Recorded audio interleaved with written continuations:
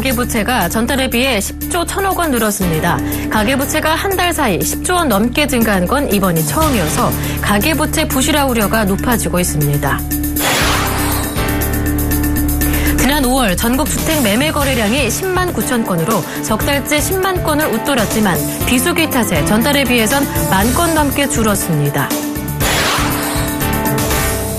올 들어 아파트 하자 관련 조정 심사 건수가 2천여 건으로 폭증했습니다. 건설 경기 침체로 어려워진 건설사들이 수지를 맞추기 위해 무리하게 비용을 줄인 것 아니냐는 분석이 나오고 있습니다. 동반성장위원회가 중소 MRO 업체 보호를 위해 2011년부터 시행한 MRO 가이드라인이 오히려 중소기업의 매출액이 줄어드는 역효과를 낸 것으로 확인돼 MRO 가이드라인의 실효성 논란이 제기되고 있습니다.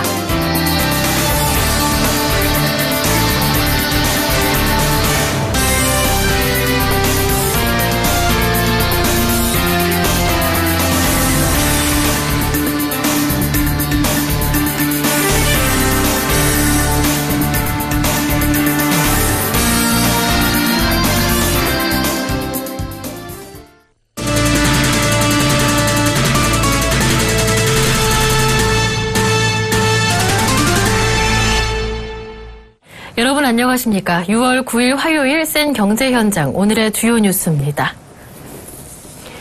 가계 대출 규모가 폭발적으로 증가하고 있습니다. 한 달 새 10조 원이나 증가해 가계부채 부실화가 우려되는 상황입니다. 정한희 기자가 보도합니다. 예금 취급 기간의 가계 대출이 한 달 만에 10조 원 넘게 증가하면서 가계부채에 적신호가 켜졌습니다.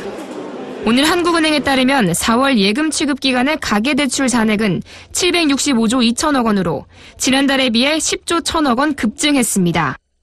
가계대출은 지난 1월 7천억 원 증가한 데 이어 2월 3조 8천억 원, 3월 4조 9천억 원으로 급증세를 보였습니다. 하지만 한 달 새 가계대출이 10조 원 넘게 증가한 것은 관련 통계가 집계되기 시작한 지난 2003년 이래 사상 처음입니다. 계절적 요인으로 가계대출이 급증했다고 감안해도 지난해 같은 기간 대비 가계대출 규모는 10%나 증가했습니다. 이 같은 가계대출의 폭증세는 주택담보대출이 8조 원으로 크게 는 것이 주요했습니다. 저금리 기조와 부동산 규제 완화 등의 영향으로 주택을 담보로 돈을 빌리는 사람이 많았기 때문입니다. 정부는 실수요자 중심으로 주택 거래가 활발해진 점을 들어 부동산 경기가 회복세를 보이고 있다는 입장이지만 최근에 가파른 가계부채 증가 속도는 비정상에 가깝습니다. 여기에 지난해 8월 정부가 최대 대출 가능 한도를 제한할 수 있는 주택담보인정 비율과 총 부채 상환 비율을 완화한 데 이어 주택 대출 규제 완화를 내년 7월 말까지 연장하겠다고 밝혔습니다. 살아나고 있는 부동산 경기를 지속하기 위해서라지만 가계부채가 더 증가할 것이 불보듯 뻔한 상황입니다. 지금 가계부채가 너무 빨리 증가하고 있는데요. 가계부채가 가계소득보다 2~3배 더 빨리 증가하고 있기 때문에 원리금 상환 부담이 커지면서 소비를 위축시키는 우려가 커지고 있습니다. 여기에다가 향후에 금리가 올라간다거나 혹은 거치기간이 끝나고 만기가 끝났을 때 연장이 되지 않을 경우에는 원리금을 갚지 못해서 채무 불이행자로 떨어질 가능성도 점점 커지고 있는 것입니다. 급증하는 가계대출을 바로잡지 않으면 향후 걷잡을 수 없는 가계부채 쇼크로 이어질 수도 있습니다. 정부와 금융권이 가계부채의 과도한 증가세를 억제할 수 있는 방안을 모색해야 할 때입니다. 서울경제TV 정한입니다.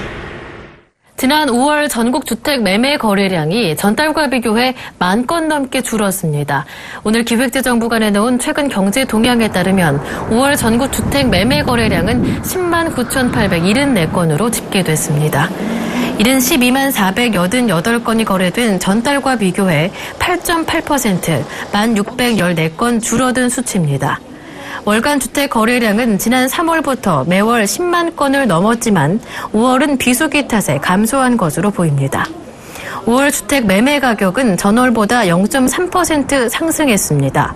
수도권은 0.4% 올라 전달 0.6%보다 상승폭이 축소됐습니다. 지방도 0.2% 상승해 전달보다 상승폭이 줄었습니다. 5월 전국 주택 전세 가격은 전월 대비 0.4% 상승했으나 수도권과 지방 모두 전월보다 상승폭이 축소됐습니다. 서울 지역 전세 가격 변동률은 노원구가 1.1%, 송파구가 1.0%, 강남구가 0.9%로 높은 상승세를 보였습니다. 아파트 하자와 관련한 조정 심사 건수가 증가하고 있습니다. 이에 따라 새 아파트로 이사한 입주민들과 건설사 간 분쟁도 늘고 있는데요. 보도에 정창신 기자입니다. 롯데건설이 시공해 지난해 말 입주를 시작한 수도권의 한 아파트입니다. 이곳 입주민 커뮤니티에는 롯데건설의 부실 시공을 지적하는 사례들이 입주 때부터 지속적으로 올라오고 있습니다. 한 입주민은 지난해 12월 지하주차장 천장 누수가 발생했다며 부실 시공 의혹을 제기했습니다. 대피실에 금이 간 것은 물론 안방 베란다 샤시가 부풀어 오르는 사례도 있습니다. 이에 대해 롯데건설 측은 중도금 이자에 대한 보상 명목으로 50억 원을 책정해 아파트 보수공사에 나서는 동시에 세대별로 100만 원에서 250만 원의 위로금을 지급하는 등 불만 무마에 안간힘을 쏟고 있습니다.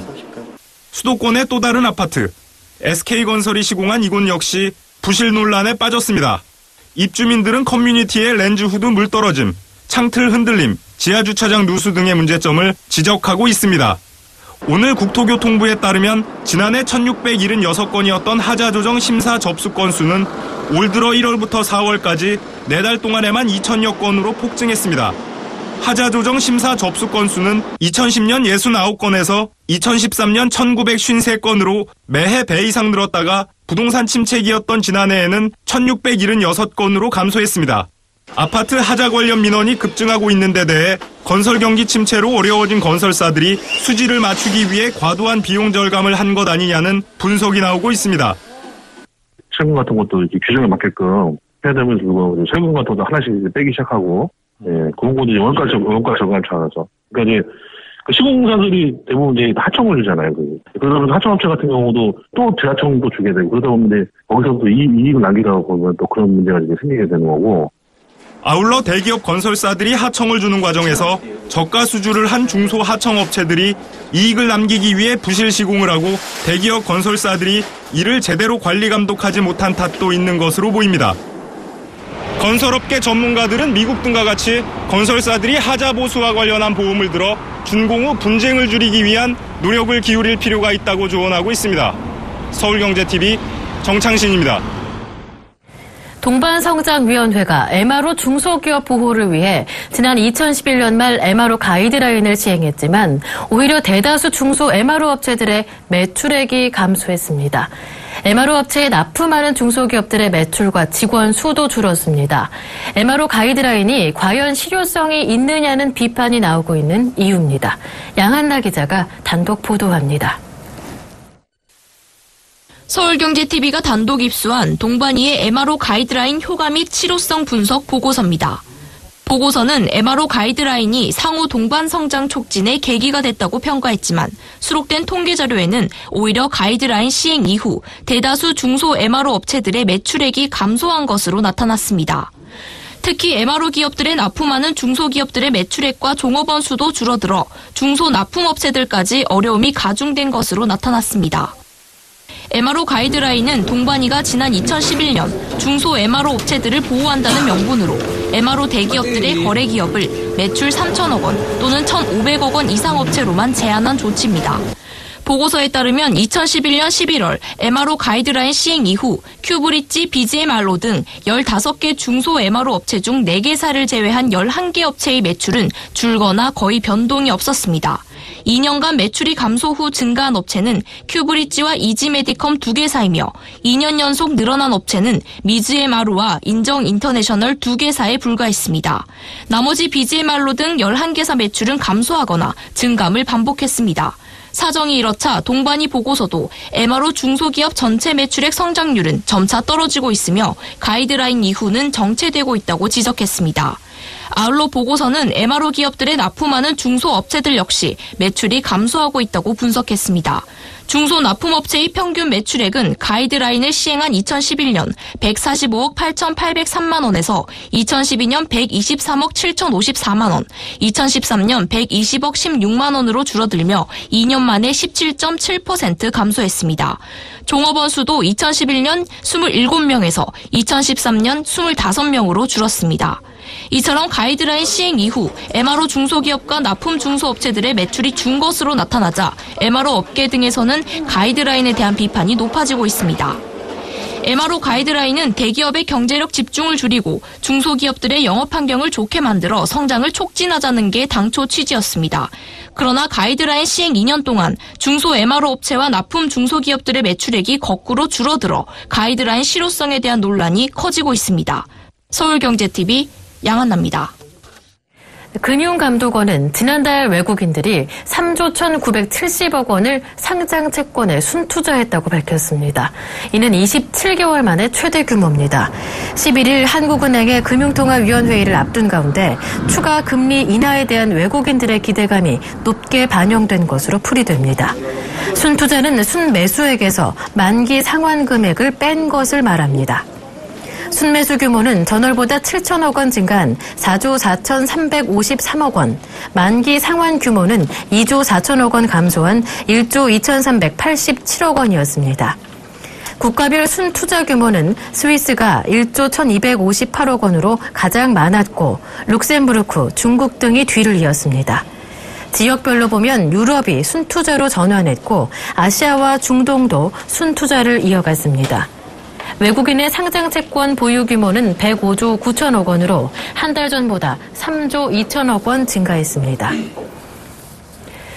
중동 호흡기 증후군 메르스 확진 환자 증가세가 모처럼 꺾이며 2차 유행이 진정 국면에 접어든 분위기입니다. 메르스 확진 환자는 4일 5명, 5일 9명, 6일 14명, 7일 23명이 나오면서 가파른 증가세를 보이다가 오늘 8명으로 급격하게 줄었습니다. 오늘까지 누적 확진자가 95명이며 기존 확진자 가운데 1명이 추가로 사망해 총 사망자는 총 3명이 됐습니다. 또 격리자는 2,892명으로 집계됐습니다. 전문가들은 주말쯤 3차 유행이 나타날 수 있어 철저한 대비가 필요하다는 견해를 보였습니다. 메르스가 전국적으로 확산되면서 유통업계가 비상체제에 들어갔습니다. 메르스 불안이 전국을 강타한 지난 주말과 휴일, 백화점과 대형마트의 매출은 일제히 하락했습니다. 국내 백화점 3사의 지난 한 주 동안 매출은 지난해 같은 기간 대비 모두 5% 이상 떨어진 것으로 나타났습니다. 대형마트의 매출 감소폭은 더 컸습니다.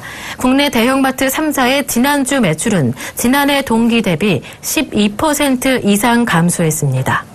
특히 이마트의 경우에는 메르스 주요 발생 지역인 동탄점과 평택점 매출이 25% 이상 급감했습니다. 이처럼 발등에 불이 떨어진 유통업계는 대규모 할인 행사를 하고 고객 관리를 강화하는 등 비상체제에 돌입한 상황입니다. LG경제연구원은 이번 주 내에 이번 사태가 진정된다고 해도 2분기 성장률이 떨어질 가능성이 크며 소비 회복의 흐름을 꺾었다는 점에서 하반기 이후에도 매출 악화는 불가피할 것이라고 지적했습니다. 네, 이번 달부터 고양, 구리, 그리고 하남 등 서울과 가까운 경기 지역 공공주택지구에서 아파트 분양이 쏟아집니다. 대부분 그린벨트를 푼 곳이어서 주거 환경도 괜찮다고 하고요. 그리고 분양 가격도 상대적으로 저렴하다고 하는데요. 보도국의 정은규 기자와 함께 자세하게 알아보겠습니다. 안녕하세요. 네, 안녕하십니까? 네, 이번 달부터 공공주택지구 분양이 본격화되는데요. 어떤 특징이 있고 또 규모는 어느 정도인지 알아볼까요? 네, 이명박 정부의 대표적인 정책 중 하나였던 보금자리 지구는 많이들 알고 있으실 텐데요. 현 정부가 출범하면서 명칭을 보금자리 지구에서 공공주택지구로 바꿨습니다. 그린벨트를 풀어 신도시를 체계적으로 건설하는 것이어서 도로와 학교 등 편의시설이 잘 갖춰져 있고 녹지도 많은 편입니다. 주요 분양 예정 지역을 보면 고양시의 원흥, 삼송지구, 그리고 구리 갈매지구, 부천 옥길지구 등 대부분 서울과 인접해 있고요. 분양가 상한제가 적용되는 점도 강점으로 꼽힙니다. 분양 물량은 이번 달부터 오는 10월까지 약 1만여 가구에 달하고요. 특히 이번 달에만 7,668가구가 분양에 나서게 됩니다. 네, 그렇다면 눈여겨볼 만한 아파트는 어떤 곳들이 있을까요? 네, 우선 이번 달에 분양에 나서는 곳을 위주로 말씀을 드리면요. GS건설이 부천 옥길지구에 부천 옥길 자이를 선보입니다. 아파트 566가구, 오피스텔 144실로 이뤄졌고 인근에 대형마트와 공원, 학교 등이 갖춰져 있습니다. 또 부산 건설업체인 동일이 고양 원흥지구에 고양 원흥 동일 스위트를 내놓았습니다. 전용 84제곱미터 1257가구의 대단지입니다. 단지 내 커뮤니티 시설로 피트니스 센터, 도서관 등과 함께 수영장을 넣을 계획이고요. 대구 건설회사인 화성개발은 고양 삼성지구에서 테라스하우스 형태의 고양 삼성 화성파크 드림 파티오를 선보이는데요. 전용 59제곱미터, 351가구 규모로 인근의 신세계 복합 쇼핑몰이 들어설 예정인 곳입니다. 네, 그렇다면 이 공공주택지구 아파트 청약에 나서려면 특정한 자격이 필요한가요? 네, 대부분 1년 이상 청약 통장을 불입하고 있다면 그 외에 다른 자격 요건은 필요하지 않습니다. 청약에 나설 경우 서울 지역에 거주하고 있다면 85제곱미터 미만의 경우 300만 원, 경기 지역에 살고 있다면 200만 원이 청약 통장에 들어있어야 합니다. 85제곱미터 이상, 122제곱미터 미만일 경우 서울은 600만 원, 경기는 300만 원으로 올라갑니다. 또 대부분 가점제로 진행되기 때문에 무주택자들이 유리한데요. 각 아파트마다 조금씩의 차이도 있습니다. 이번 달 분양에 나서는 부천 옥길자이의 경우 84제곱미터형은 무주택자 우선 분양으로 진행합니다. 다시 말해 무주택자 중 청약 신청자가 물건수보다 많으면 1주택자들에게는 기회가 돌아가지 않습니다. 또 구리 갈매 푸르지오의 경우 85제곱미터 미만은 가점제로 진행되지만 그 이상은 가점제와 추첨제를 50대 50으로 진행합니다.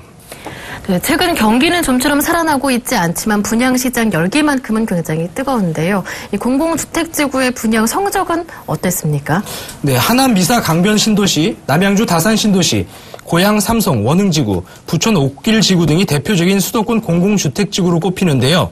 이들 공공주택지구는 원모양으로 서울을 둘러싸고 있습니다. 이미 분양된 아파트 청약 경쟁률은 상당히 높게 나타나고 있는데요. GS건설이 지난달 초 하남 미사지구에서 분양한 미사 강변 리버뷰 자이는 1순위에서 평균 23대 1의 청약 경쟁률을 나타냈습니다. 미사 강변 신도시 내 민간 건설회사 분양단지는 분양권 웃돈이 3천만 원에서 5천만 원, LH 등이 공급한 공공 분양단지에는 7천만 원에서 최대 1억 원까지 붙어있는 상황입니다. 네, 이번 공공주택지구 분양에도 실수요자 중심으로 관심이 굉장히 높아질 것 같은데요. 주의할 점은 없을까요? 네, 상당수 공공주택지구는 그린벨트를 해제한 것이어서 분양권 전매 제한 기간이 상당히 긴 편입니다.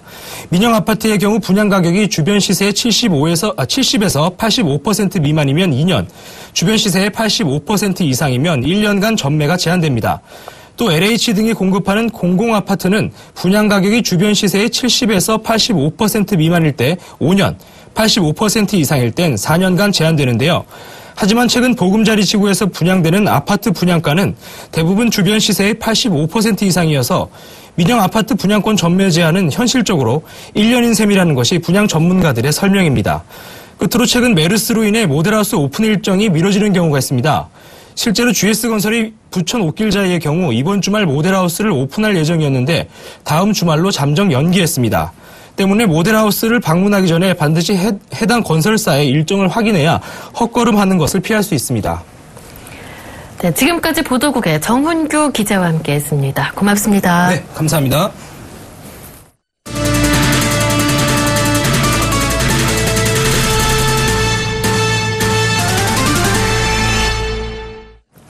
최근 경기 침체가 이어지고 있는 가운데 메르스의 확산으로 소비 심리가 급격하게 얼어붙자 중소기업계가 내수 살리기 추진단을 꾸리기로 했습니다. 박성택 중소기업중앙회 회장은 오늘 취임 100일을 맞아 서울 여의도 63빌딩에서 기자간담회를 가졌습니다. 박 회장은 이 자리에서 내수 살리기 추진단을 통해 여름휴가 국내에서 보내기와 국내 투자 풍토 조성, 하반기 예산 조기 집행 등 내수 살리기에 힘을 모을 것이라고 말했습니다. 박 회장은 또 청년 1플러스 채용 운동을 추진해 13만 명의 신규 일자리를 창출하고 제조 기반 글로벌 청년 창업 지원을 위해서도 총력을 기울이겠다고 강조했습니다. 지난해 상장사들의 일자리 창출 능력이 4년 전인 2010년과 비교해 6분의 1로 줄어든 것으로 나타났습니다. 통계청과 금융정보업체 FN가이드에 따르면 지난해 늘어난 연간 취업자 53만 3천 명 중 상장사가 고용한 취업자는 5.7%에 그쳤습니다. 연간 취업자 수 가운데 상장사가 고용한 취업자 비율은 2010년 35.6%를 기록한 뒤 2011년 20.5%, 2013년 13.9%까지 내려갔고 지난해에는 5.7%에 그쳤습니다. 상대적으로 다른 기업보다 여건이 낮다고 볼 수 있는 상장사들의 고용 기여도가 낮아진 것은 질 좋은 일자리 비중이 갈수록 줄어들고 있음을 의미합니다. 특히 고용 규모가 큰 대기업들의 일자리 창출 기여도가 낮아졌습니다. 종업원수 상위 20위 상장사의 직원은 지난해 총 55만 388명으로 전년보다 1.5% 증가했지만 증가율은 2013년 5.5%에서 대폭 줄었습니다. 지난해 말 현재 종업원 수가 가장 많은 상장사는 삼성전자로 95,794명이었습니다. 다음으로 현대차, LG전자, 기아차 순이었습니다. 기아자동차가 레저용 차량 전 세계 누적 판매량 1,000만 대 달성을 눈앞에 뒀습니다. 기아차는 지난달 RV 전 세계 누적 판매량이 994만 대로 이번 달 1,000만 대 판매 기록 달성이 확실시된다고 밝혔습니다. 이는 기아차 전 세계 누적 판매량 3,170만 대의 약 30%에 이르는 수치입니다. 기아차는 1990년 최초 RV 차종인 소형 SUV 록스타를 출시한 이래 세계 최초 승용형 SUV 스포티지, 국내 최초 정통 미니밴 카니발 등을 선보이며 지난 25년간 명실상부 RV 명가로 자리매김했습니다. 특히 카니발과 카렌스는 2000년대 초반 기아차 전체 판매의 40%를 차지하며 기아차를 부도위기에서 구한 회생의 주역으로 꼽힙니다. 단일 차명을 사용한 기아차 RV 베스트셀링 모델은 1993년 출시한 스포티지로 5월 말 기준 총 361만 대가 판매됐습니다. 기아차는 1,000만 대 달성을 기념해 6월 한 달 동안 RV 출고 고객 대상 바캉스 지원 등 감사 이벤트를 실시합니다. LG화학은 최근 가정용 ESS 신제품을 개발해 이달부터 유럽과 호주 시장에 동시 출시한다고 밝혔습니다. LG U+가 온라인 직영몰 U+스 샵에서 휴대전화 가입 시 월정액 요금의 7% 할인 혜택을 주는 U+스 샵 모바일 다이렉트 전용 요금제를 출시했습니다.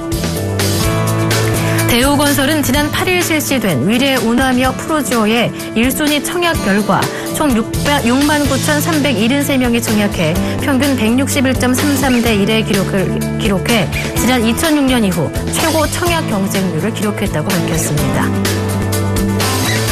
한국전력은 오늘 전남 나주본사에서 조한익 사장과 문송일 기초전력연구원장 등 지역 산하경 관계자들이 참석한 가운데 에너지밸리 연구센터 개소식을 열었습니다.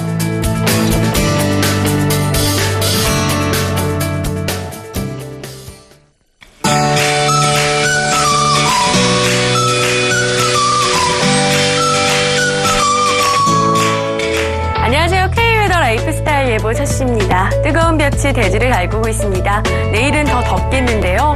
다시 불볕더위가 나타나겠습니다. 노햇볕이 강하게 내리쬐면서 자외선 지수도 나쁨 단계를 보이겠습니다. 오늘 서울의 낮 최고 기온 28.1도를 기록했습니다.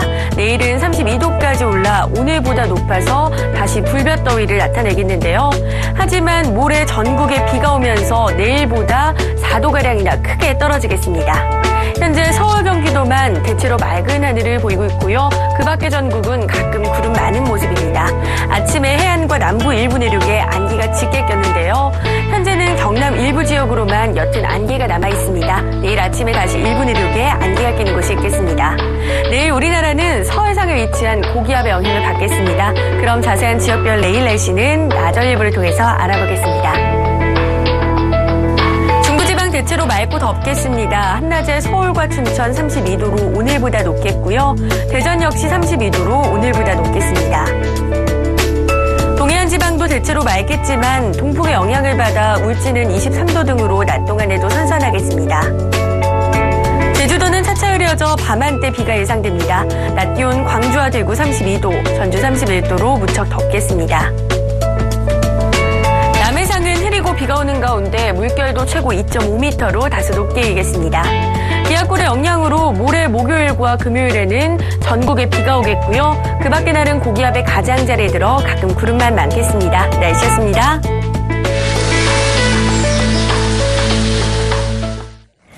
덥다 했더니 지난달 서울은 100년 만에 가장 더웠던 것으로 나타났습니다. 일찍 시작된 무더위 속에 건강을 지키기 위해선 갈증을 느끼지 않더라도 물이나 과일을 통해 수분을 충분히 섭취하시고요. 섬유질과 단백질 위주로 식사하는 습관이 중요합니다. 올 여름 건강하게 나시기 바랍니다. 전 경제 현장 여기서 마치겠습니다. 시청해주신 여러분 고맙습니다.